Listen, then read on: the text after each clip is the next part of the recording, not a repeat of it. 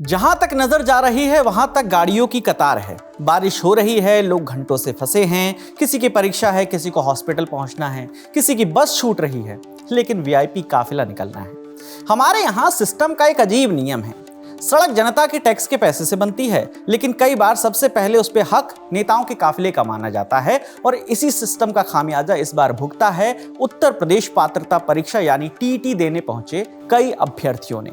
तस्वीरें उत्तर प्रदेश के बदायूं की हैं। आरोप है कि बीजेपी के प्रदेश उपाध्यक्ष दुर्विजय शाक्य के रोड शो के दौरान लगे भीषण जाम की वजह से कई अभ्यर्थी समय पर परीक्षा केंद्र नहीं पहुंच सके और कई छात्रों की परीक्षा छूट गई।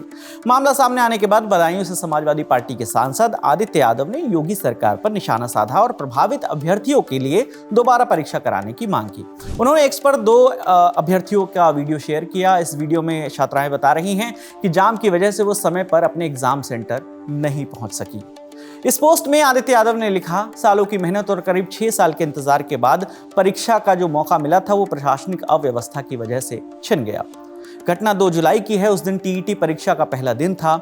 इस दिन बीजेपी के प्रदेश उपाध्यक्ष दुर्विजय शाक्य बरेली से रोड शो करते हुए बदायूं पहुंच रहे थे। बताया गया कि उनके काफिले में 100 से ज्यादा गाड़ियां थी। संयोग ऐसा रहा कि उसी दिन बारिश भी हुई।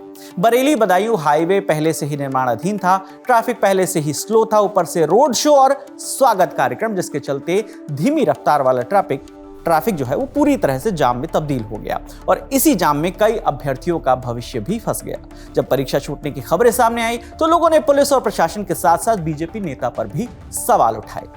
विवाद बढ़ा तो बीजेपी के प्रदेश उपाध्यक्ष दुर्विजय शाक्य ने कहा कि हम पहली शिफ्ट की परीक्षा शुरू होने से पहले बरेली से निकले थे, दूसरी शिफ्ट शुरू होने से पहले हम शहर में भी नहीं पहुंचे थे। हाईवे निर्माणाधीन है, ओवरब्रिज बंद है और अंडरपास में जल भराव था, तो ये उनकी तरफ से सफाई थी।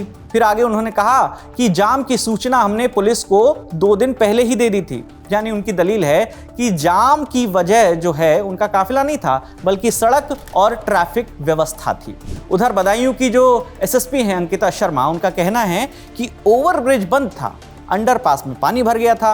पुलिस ने परीक्षा और वीआईपी मूवमेंट दोनों के लिए तैयारी की थी, लेकिन बारिश के कारण हालात बिगड़ गए। अगर कहीं कोई कमी रह गई है तो जांच कराई जाएगी, ये कहना है एसएसपी महोदया का। अब जरा तस्वीर देखिए। नेता कह रहे हैं कि सड़क जिम्मेदार है, पुलिस कह रही है कि बारिश जिम्मेदार है, और बारिश है कि कुछ बोल ही नहीं रही है, और जिन स्टूडेंट की परीक्षा छूटी है उनसे कोई पूछ ही नहीं रहा है कि उनके भविष्य का आखिर क्या होगा। यही शायद हमारे सिस्टम की सबसे बड़ी खूबी भी है और सबसे बड़ी खामी भी।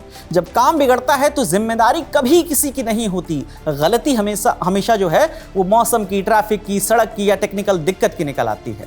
इसलिए सोशल मीडिया पर इस घटना की तुलना पिछले महीने की एक तस्वीर से की जा रही है। 21 जून को प्रधानमंत्री नरेंद्र मोदी ने दिल्ली एयरपोर्ट पर करीब 45 मिनट तक इंतजार किया। वजह थी नीट यूजी री एग्जाम। प्रधानमंत्री मोदी का काफिला दोपहर 2 बजे परीक्षा शुरू होने तक वहीं रुका रहा, ताकि जो परीक्षा देने स्टूडेंट जा रहे हैं उनको वीआईपी सुरक्षा व्यवस्था और ट्रैफिक जाम के कारण किसी भी तरह की परेशानी का सामना ना करना पड़े। यानी जब प्राथमिकता तय करने की इच्छा हो तो व्यवस्था रास्ता निकाल लेती है, लेकिन जब प्राथमिकता ही बदल जाती है तो रास्ते पर सबसे पहले भविष्य फंसता है। तो अब सवाल सिर्फ बदायूं के जाम का नहीं है, सवाल ये भी है, क्या किसी भी राजनीतिक कार्यक्रम की कीमत छात्रों का भविष्य हो सकती है? अगर नहीं तो इसकी जवाबदेही कैसे तय होगी? आपकी क्या राय है? कमेंट सेक्शन में जरूर बताइएगा। आपके लिए तमाम जानकारी जुटाकर इस वीडियो की स्क्रिप्टिंग की है हमारी साथी सुप्रिया सिंह ने। मेरा नाम विकास वर्मा है। आप ललन टॉप देखते रहिए। शुक्रिया।